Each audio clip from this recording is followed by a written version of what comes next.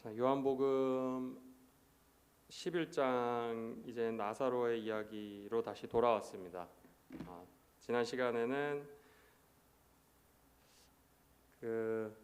저희가 하는 오해들에 대해서 한번 조금 봤는데요. 사실 이 나사로의 이야기에 굉장히 내용이 많습니다. 근데 크게 사실 이 내용을 이 이야기의 이제 오버알칭이라 그러죠. 이렇게 처음부터 끝까지 변하지 않게 지속되는 하나님께서 하나님의 모습과 우리의 모습이 두 가지가 한 가지씩 있는 것 같습니다. 어렵지 않습니다. 우리를 기다리게 하시는 하나님, 그리고 우리를 기다리시는 하나님, 계속해서 기다리시고 또 기다리게 하시는, 어찌 보면 우리가 힘든 상황에 있을 때는 선뜻 이해하기 힘든 그런 모습입니다. 잠깐 예전에 2주 전에, 3주 전에과 2주 전에 했던 것을 또 까먹으셨을 것 같아서 잠깐 이제 되돌아보자면, 주님의 말씀을 항상 계속 반복해서 보는 게 리마인드 되는 게 좋은 것 같습니다. 근데 지겹지 않으시게 제가 조금 다르게 같은 말씀이지만 또 좀 새롭게 또 정리를 한번 해봤습니다. 첫 번째, 하나님은 우리를 기다리게 하신다. 왜 기다리게 하시나? 라는 것이 우리의 질문이겠죠. 굉장히 간단한 대답은 우리가를 기다리게 하신다. 왜냐하면은 우리를 사랑하시기 때문에입니다. 우리를 사랑하시기 때문에. 우리가 기다리시게 하시는 것은 우리를 아무 소망이 없는 상황까지 몰고 가신다는 겁니다. 기다리게 하시면서 아무 소망이 없는 상황, 나의 주권과 권리와 모든 사용할 수 있는 도구들이 내 손에서 다 없어질 때까지, 하나씩 없어질 때까지, 아무 소용이 없을 때까지 때로는 기다리신다는 거예요. 대부분의 시간은 이렇게까지 하지 않으시는 것 같아요. 그냥 대부분 우리가 알지도 못하는 사이에 다 채워주시고 도와주시고 하는데, 어느 순간 살다 보면은 이렇게 극단적으로, 어떻게 보면 우리 입장에서 극단적이죠. 좀 극단적인 상황까지 몰고 가실 때가 분명히 있다는 것입니다. 다 경험들 하셨을 거예요, 아마.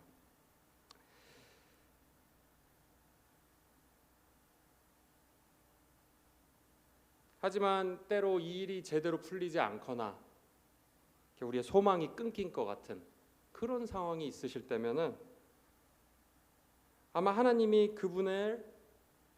그분이 우리의 몸과 영의 주인이시라는 걸 알려주시려고, 그리고 우리의 삶의 궁극적인 소망이 다른 게 아니라 나다라는 걸 알려주시려고, 우리의 믿음을 한 번 더 성장시켜 주시려고 하시는 거라는 것이죠. 여기서 알 수 있는 하나님의 성품은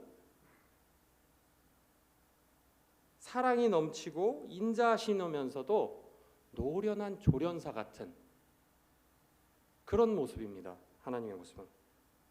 그러니까 허허허허 하면서 그냥 산타 할아버지처럼 인자하기만 하고 사랑이 넘치기만 하고, 모든 것을 버릇없는 손자가 막 수염을 뜯고 따귀를 때려도 허허허 웃으시는 분이 아니라 큰 사랑을 가지고 있으시면서도 노련하시죠. 조련사같이 우리의 마음을 다루시고 우리의 마음의 믿음을 더 가지게 만들 수밖에 없는, 믿음을 가질 수밖에 없는 상황까지 몰고 가시는 겁니다. 이게 사실 어떻게 보면은 믿음도 선물로 받았다고 하잖아요. 사실 처음부터 끝까지 하나님이 다 해주시는 거가 사실 맞는 겁니다. 사실 성경에 의하면은 믿음조차도. 그래서 이런 성품을 가진 하나님이 정말 우리가 믿고 의지할 수 있는 분이라는 게 우리 마음속에 깨달아질 수 있는 것이죠. 단순히 아무 능력 없이 사랑만 하시는 분이 아니라 우리를 좀 더 배려하고 그분의 영광에 알맞게, 복음의 가치에 맞게 우리를 만들어 가시는 분이라는 거. 여기서 우린 기다리는 동안에 우리를 힘들게 하는 것이 있습니다. 하나님 우리를 기다리게 하시죠.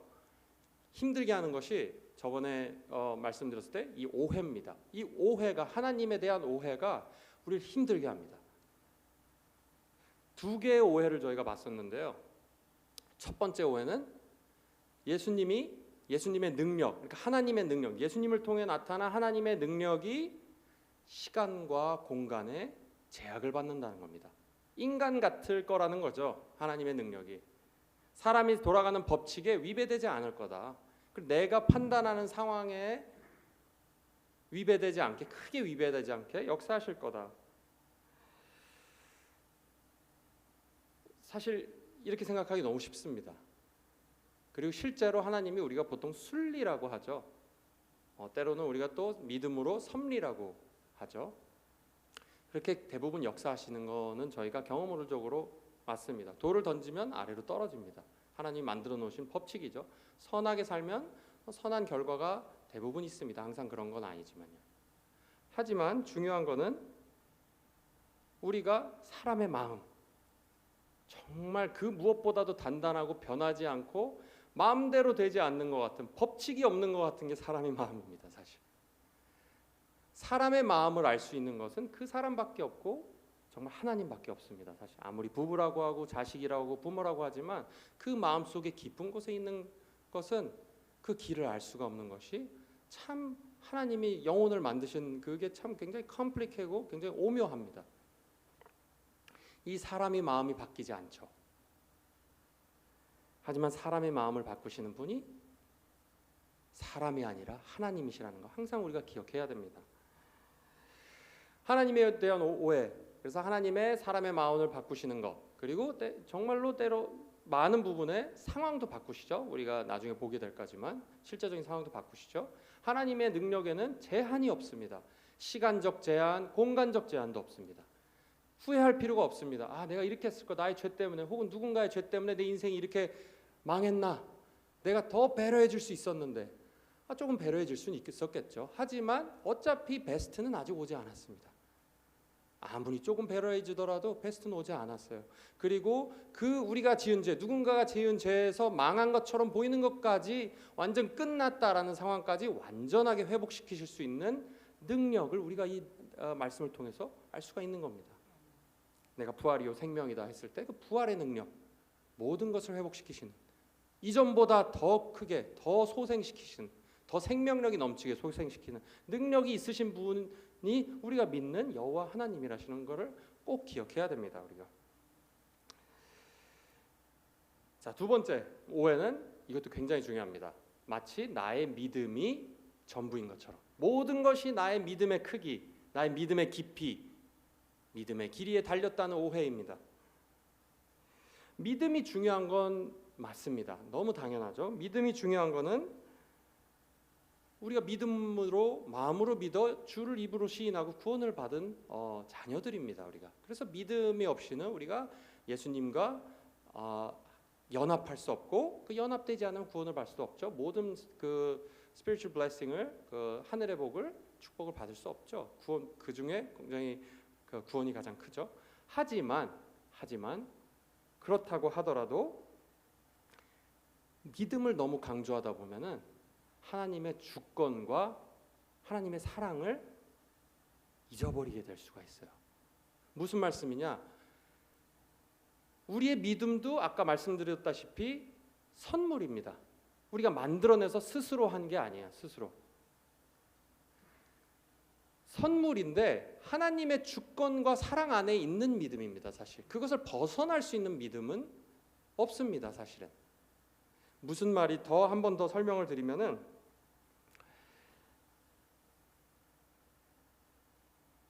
우리가 믿지 않아도, 지금 마리아와 마르다도 사실 말로는 시인했지만, 그리고 다른 그 유대인들은 믿지 않았습니다. 하나님을, 예수님을 믿지 않았습니다. 하나님의 아들이고 하나님이 보내신 아버지, father를 represent, 대신 온 사람이라는 걸 절대로 믿지 않았죠. 그럼에도 불구하고 지금 예수님이 계속해서 밀고 나가시는 겁니다. 그 회복을 위해서. 여기서 알 수 있는 것은 간단하죠. 우리가 믿긴 하지만, 믿음으로써 하나님을 주로 받아들이고 우리가 소망을 가지게 됐지만, 우리의 구원은 궁극적으로 우리 믿음에 달려 있는 것이 아니다. 굉장히 트리키하죠. 어떻게 보면은 궁극적인 하나님의 우리 구원의 결정은 하나님이 하시는 거지 우리가 결정하는 게 아니라는 겁니다. 그래서 선택받은 자들이라고 하죠. 우리가 선택한 자가 아닙니다. 하나님을.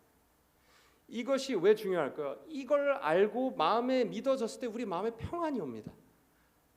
걱정할 것이 없어져요.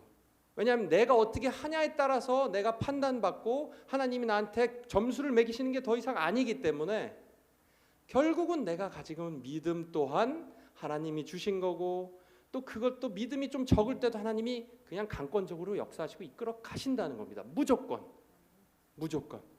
그래서 이미 로마서에도 나오죠. 로마서 에베소서에 나오죠. 이미 선한 빌립보서 죄송합니다. 이미 선한 일을 시작하신 하나님이 나를 끝까지 인고 가신다. 견인하시는 거라는 거죠. 여기서도 우리가 그걸 알 수 있습니다. 믿음이 계속해서 부족하고 연약하고 죄와 죽음 그리고 믿지 않는 사람들에게 앞에서 계속해서 끊임없이 말씀하시고 보여주시는 예수님이 어떠신 분인지. 이것의 부작용이 뭘까요? 내 믿음에 달려있다라는 부작용. 하나님과 가까이 갈 수 없습니다. 하나님의 역사를 기대하지 않게 되죠. 왜냐하면 나는 내 믿음이 좋지 않은 걸 누구보다도 잘 알거든요. 왜냐하면 말로는 내가 믿어 하고 돌아서면은 내가 침대맡에서 자기 전에 생각하는 게 진심입니다. 그 걱정. 근데 마음속에 깊이 보면은 우리가 모두가 믿음이 좋다고 믿음이 좋은 거나 앞으로 보여지지가 않습니다. 희한합니다. 이 마리아도 믿음이 굉장히 좋았어요. 왜냐하면 굉장히 친했거든요, 예수님과. 근데 결국 결정적인 상황에서 말로는 배운 대로 믿었다고 하지만 끝에 가서 지금 썩은 내가 나는데 뭐 하시려고 그러십니까? 도대체 이렇게 물어보죠. 믿음이 없다는 걸 알 수 있죠. 그렇게 되면 우리의 삶의 기쁨과 모든 좋은 것들을 예수님과 분리해서 생각하게 됩니다. 우리가 믿음이 모든 것이 우리 믿음에 달려있다고 생각할 때 부작용이 우리 삶에서 오는 기쁨이 그런 영적인 기쁨을 깊은 기쁨, 변하지 않는 기쁨을 구하지 않게 돼요. 그러니까 자꾸 눈에 보이는 것에 투자하는 거예요. 눈에 보이는 게. 내가 힘들면은 뭐 핸드폰 뭐 좋은 영상 보고 혹은 눈에 보이는 것들 많죠. 우리가 하는 것들이. 그러니까 영적으로 메말라가게 되는 겁니다. 이 오해 때문에, 이 작아 보이는 오해 때문에 믿음의 모든 게 내 믿음에 달려있다. 나의 영적인 퀄리티와 삶의 질과 모든 것이 나의 믿음에 달려있다는 이 오해가 결국은 우리의 기쁨도 하나님이 준비하신 기쁨도 제대로 누리지 못하게 되고 정말 작은 믿음만 있어도 하나님이 역사해 주시는데 아예 그냥 담을 쌓고 살게 되고 흥미조차 잃어버리게 되는 영적인 복을. 하지만 변함없이 그런 영적인 복이 우리에게 어베일러블 하다는 겁니다, 여러분.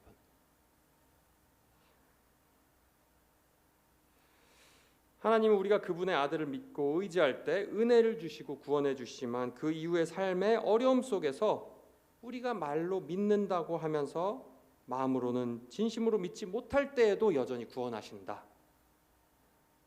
왜? 사랑해서 우리를. 요거를 기억하셔야 됩니다. 그리고 그 사랑은 그 누구도 끊을 수 없죠. 누가 우리를 그리스도의 사랑에서 끊으리요? 환난이냐 곤고나 박해나 기근이냐 적신이냐 위험이냐 칼이랴. 내가 이 모든 것에서도 우리를 사랑하는 하나님으로 말미암아 우리가 넉넉히 이기느니라. 내가 확신하노니 이 세상에 어떤 것도 우리를 그리스도 안에 있는 하나님의 사랑 안에서 그리스도 안에 있는 하나님의 사랑에서 절대로 끊을 수 없으리라. 로마서가에서 바울이 왜 이렇게 얘기했을까요? 우리의 마음속에 하나님에 대한 사랑, 내가 할 때 사랑하시는 게 아니라 내가 하기도 전에 이미 사랑하시고 배를 이끌어 가시는 선장님, 좋은 목자 되시는 분이라는 걸 믿는, 마음으로 믿는 깊은 믿음이 우리 영적 퀄리티에 중요합니다. 정말. 이거 믿음 없이는 자꾸 그냥 모랄리티나 그냥 뭘 법칙을 지켜야지, 내가 그래도 이걸 해야지, 하나님이 나를 사랑하시고 인정하시고, 이런 마음이 마음속에 사라지지가 않습니다. 하나님의 사랑을 이 구절을 외우시면 좋아요. 사실 매일매일 하나님이 우리를 어떻게 사랑하시는지, 그리스도 안에서 우리를 어떻게 사랑하시는지 매일매일 자꾸 까먹습니다. 우리는 매일매일 우리가 다시 생각해보고 기억하는 게 너무너무 영적으로 우리를 풍성하게 만듭니다. 여러분. 평안을 주고요. 자, 이렇게 하나님은 기다리시게 하시면서 기다리는 동안 우리가 이렇게 오해하는 것이 있고 이런 것을 우리한테 다듬어 가시는 것 같습니다. 두 번째, 오늘의 새로운 말씀입니다. 지금까지는 우리가 그 전에 봤었던 2주 동안 봤었던 그 내용들을 간략하게 요약한 것입니다. 오늘은 새로운 또 그 구절인데요. 두 번째입니다. 우리를 기다리게 하시기도 하지만 사실은 하나님이 우리를 기다리신다. 하나님은 사실은 여기 그 마리아가 안 나왔죠. 마르다가 먼저 왔죠. 근데 먼저 들어가지 않으셨어요. 마리아 어딨니? 내가 왔다. 하지 않으시고 오늘 말씀을 보면 기다리신다. 그대로 서 계시니라 라고 되어 있습니다. 왜 그러셨을까요? 왜? 지금 안 그래도 급하게 기다리는 거 아셨는데, 기다리고 있는 거 아셨는데 보면은 마리아가 알고 뛰어가죠. 그리고 거기 보면 마리아가 했던 거 세 가지가 있습니다. 하나, 예수님을 보고 엎드리고 그 발 앞에 엎드리고 이제 말한 거죠. 그걸 기다리신 것 같습니다. 예수님이. 우리가 어려운 상황에 있을 때 우리가 발 앞으로 나와서 그분 앞에 서서 그분 앞에 엎드려서 기도하기를 항상 원하신다는 겁니다. 그래서 우리가 그렇게 나올 때까지 기다리시는 거죠. 지금 예수님을 보면은 예수님을 보면 하나님 아버지를 볼 수 있는 겁니다. 우리가 따로 분리할 수가 없죠. 그래서 우리는 기도할 때 사실 이렇습니다. 그러니까 마리아가 예수님을 처음 이렇게 봤을 때 그 예수님을 봤다고 돼 있어요. 눈물이 왈칵 쏟아졌을 거예요. 예수님만 계셨으면은 모든 게 다 괜찮았을 텐데 이제 오셨습니까? 하면서 눈물이 왈칵 쏟아졌을 거예요.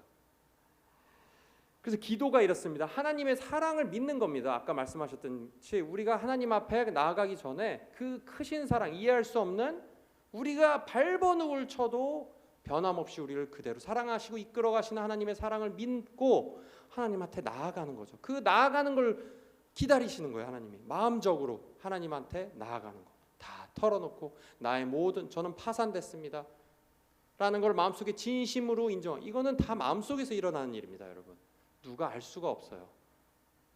내 자신만 알 수 있죠. 나와 하나님만 알 수 있습니다.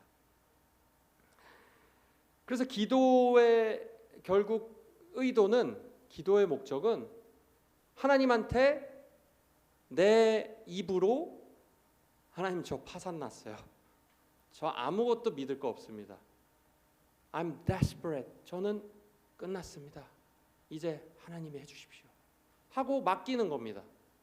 근데 우리가 다 할 거 보고 하는 경향이 있죠. 항상 그렇진 않지만 먼저 가져가면 좋습니다.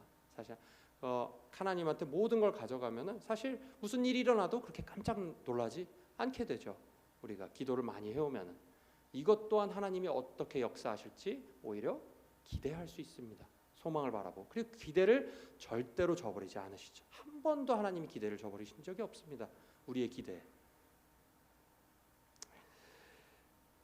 여기서 엎드려져서 우는 마리아를 본 예수님의 두 가지 반응이 있습니다. 예수님의 반응 두 가지. 이렇게 엎드려져서 마리아가 왔죠. 예수님의 반응이 또 중요합니다. 굉장히 surprising합니다. 놀랍습니다. 예수님은 화를 내십니다. 화. 여기 원어로 보면은 이제 그 영어로 보면 사실은 deeply troubled, moved 뭐 이렇게 돼 있습니다.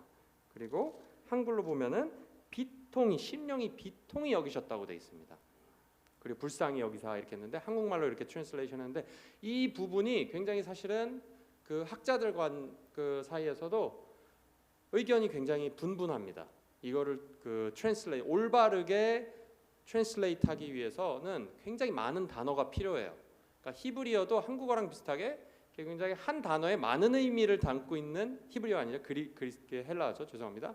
헬라어에도 때로는 많은 의미를 담고 있는 그 단어들이 있습니다. 영어로 loaded term이라 그러죠. 그 한 단어를 말해도 우리 뭐 예를 들어서 뭐 거시기 해도 많은 의미 담고 있잖아요. 그럼 비슷한 겁니다. 단어에 많은 의미로 해석될 수 있습니다. 근데 여기서 비통히 여기시다. 이 그리스 헬라어로 쓴 단어인데 사실은 제가 좀 더 설명을 해드리면은 사실은 비통히 여기시는 게 굉장히 그 낮춘 거예요. 디그리라 그러죠. 약하게 만든 겁니다. 굉장히 강한 표현입니다. 사실은 굉장히 강력한 표현이에요. 여기서 예수님이 느끼셨던 감정은 굉장히 강력한 그 감정입니다. 그거는 분노입니다. anger, 분노입니다. 근데 좀 이해가 안 되죠? 마리아가 사랑하는 마리아가 와서 엎드렸는데 분노를 하셨다. 여기서 아마 이 분노의 의미는 죄와 그 죽음, 이렇게 죽음 때문에 사실 창조의 원리에서는 죽음이 존재하지가 않았죠. 죄가 존재하지가 않았죠. 하나님이 very good, 좋다 하셨습니다. 다 창조하시고 그걸 망쳐놓은 게 사탄이 망쳐놨고 그거의 결과를 하나님이 사랑하시는 이 백성들이 다 감당해야 되는 모습을 보고 분노하시는 거죠. 그리고 또 한 가지 분노하시는 게 있습니다. 바로 불신입니다. 불신. 여기서 지금 믿는 사람 누가 있죠? 예수님을 제대로 믿는 사람? 아무도 없습니다. 마리아와 마르다조차도 믿지 못하고 있어요. 사실 예수님을 있는 그대로. 그 전에 보여주신 대로 믿지 못하고 있습니다. 그래서 예수님은 사실은 이 분노하고 계시는 것 중에 우리에게 가장 또 우리가 기억해야 될 것은 하나님의 분노, 불신에 대한 분노가 분명히 있으시다는 겁니다. 이게 하나님의 성품이에요. 어떻게 사랑하시는데 분노하셨습니까? 그렇지 않습니다. 우리 하나님은 죄와 불의에 대해서 불같이 분노하시는 분입니다. 왜냐하면 너무 의롭고 순수하시기 때문에 그렇죠. 자, 빨리 지나가도록 하겠습니다. 그리고 두 번째로는 예수님의 눈물입니다. 눈물. 예수님의 반응이 두 가지 중에서 하나는 분노, 하나는 예수님의 눈물입니다. 잠깐만요. 하나님 아니세요? 눈물을 흘리십니까? 이것 또한 조금 이해할 수가 없죠. 이것 또한 우리가 배우는 하나님의 성품입니다. 하나님의 퍼스널리티죠. 근데 여기서 재밌는 게 있습니다, 여러분. 재밌는 게 있습니다. 제가 빨리 넘어가겠습니다. 너무 막 길어지니까 재밌는 게 요거는 하나 짚고 넘어가야 되겠습니다. 여기서 유대인들이 우는 거를 표현하는 단어와 예수님이 우시는 것을 표현하는 단어가 다른 게 쓰였어요. 두 개가. 하나는 클라오라는 겁니다. 그 유대인들이 운다는 표현은요. 근데 예수님이 운다는 것은 다크론이라는 단어가 쓰였어요. 여러 가지 어려운 거 없습니다. 유대인이 울었었던 울음은 의미는 어떨 때 표현하는 거냐면은 이 곡할 때, 누군가 죽었을 때, 혹은 장차 앞으로 닥칠 일에 대한 두려움으로 우는 겁니다. 심판에 대한 그런 두려움과 걱정으로 오는 거죠. 그러니까 이 울음의 그 의미는 걱정과 슬픔입니다. 하지만 예수님은 그 걱정과 슬픔에 우시는 게 아니라는 뜻이죠. 지금 무언가 다른 것 때문에 우신다는 거예요. 그러니까 나사로가 죽어서 울고 있는데 예수님은 그것 때문에 우시는 게 아니에요. 우리를 보고 우시는 거예요. 무슨 말이냐? 100% 공감 능력입니다. 하나님의 100% 공감 능력이에요. 이게 가능합니까? 하나님 당연히 살리실 거 아니에요. 우리 같으면 어떡하죠? 괜찮아. 별일 아니야. 내가 살릴 거야. 울지 마. 안 울어도 돼. 하겠죠. 하지만 예수님은 그걸 아시면서도 우리가 슬퍼하는 모습을 보시고 100% 우리를 공감하시는 능력이 있으신 분입니다. 우리가 혼자 올펀같이 내버려두지 않으시는 거예요. 그 고아같이 내버려두지 않으시고 감정의 고아로 내버려두지 않으시는 거예요. 100% 공감하시고 우리가 그분 앞에 엎드려서 나아가서 기도하고 구할 때 우리가 울 때 우리는 우리 상황 때문에 울지만 하나님은 그것 때문에 함께 우시는 게 아니라 우리의 마음을 보시고 그거에선 분노를 하십니다. 그렇게 될 수밖에 없게 만든 그 소스, 근원에 대해서 분노하시고 그게 다 사랑에서 나오는 거죠. 결국은 우리의 마음을 그 누구도 이해할 수 없는 우리의 마음을 100% 이해하신다는 것이죠. 그래서 예수님의 통해 드러난 하나님의 성품은 우리가 아파서 울 때 함께 우신다. 그래 다른 사람한테 가서 나를 이해해달라고 우리가 애걸할 필요가 없습니다. 예수님이 다 이해하십니다. 우리를. 다른 어떤 사람이 이해 못하는 감정도 하나는 이미 이해하시고 공감하신다. 그래서 하나님만이 우리의 마음속 깊은 곳을, 하나님만이 우리 마음속의 깊은 곳을 만지시고 위로하실 수 있다. 오늘 말씀 여기까지입니다, 여러분. 하나님은 우리를 기다리시는 분입니다. 기다리게 하시기도 하지만 우리를 기다리십니다. 그리고 지금 이 순간에도 하나님은 우리를 기다리십니다. 그분 앞에 나와서 무릎 꿇고 우리의 속에 있는 얘기를 하고 하나님께 다 쏟아냈을 때 우리와 공감하시고 우리의 마음을 위로해 주시는 그런 하나님을 믿으시는 그런 하나님의 크신 사랑을 우리가 연약할 때도 우리가 믿지 못할 때도 우리를 사랑하시고 여전히 사랑하시는 그 사랑을 믿는 오늘 아침 되시기를 주의 이름으로 축원합니다. 기도하겠습니다. 하나님, 우리는 항상 우리가 기다린다고만 생각합니다. 하나님. 하지만 오늘 말씀을 통해서 알 수 있는 것은 우리가 기다릴 때 우리는 우리가 기다린다고 생각하지만 사실은 하나님께서 우리를 기다리시고 그분 앞에 나와 다 털어놓기를 기다리시고 또는 우리를 힘들게 하는 그 근원에 대해서 정말 강력하게 분노하시는 그리고 심판을 준비하시는 그런 사랑의 하나님, 의로운 하나님이시라는 걸 오늘 예수님을 통해서 우리가 깨닫게 됩니다. 하나님 우리의 마음속에 하나님으로부터 오는 그 평안과 그 기쁨을 더욱더 갈망하는 마음 주시고 썩어져가는 이 세상 것에 같이 휩쓸려가지 않게 붙잡아 주시고 또한 우리 몸은 쇠퇴하여지고 늙어가나 주님께서 새롭게 하시는 그 놀라운 능력으로 부활의 능력으로 우리의 영이 우리의 심령이 날마다 새로워지게 하여 주옵소서. 그래서 예수님을 배울 때에 정말 어린아이와 같은 순수한 믿음과 새벽 이슬 같은 청년의 마음으로 우리가 예수님을 맞이할게 될 수 있기를 바랍니다. 저희가 주님께서 우리의 죄악을 아시고 우리의 연약함을 아시오니 주님께서 우리를 회복하여 주시고 깨끗게 하여 주시고 우리 모두의 마음을 더러운 것들 모두 깨끗하게 하여 주시옵소서. 그리고 현실의 문제들 주님께서 다 해결해 주실 것을 믿습니다. 다른 곳에서 찾지 않고 주님께 가져왔으니 주님께서 주님의 때 아름답게 회복시켜 주시고 해결시켜 주시옵소서. 많은 관계들의 어려움들이 있습니다. 하나님 관계를 통해서 나의 죄악도 보게 하시고 나의 깨어질 것도 보게 하시고 결국 우리 대신 깨어지신 주님을 바라보고 그 회복의 능력을 완전히 회복하신 그 회복의 능력을 믿고 의지합니다. 포기하지 않고 계속해서 기도할 수 있는 그런 마음 주시고 주님께서 속히 회복시켜 주시옵소서. 예수 그리스도의 이름으로 감사드리며 기도합니다. 아멘.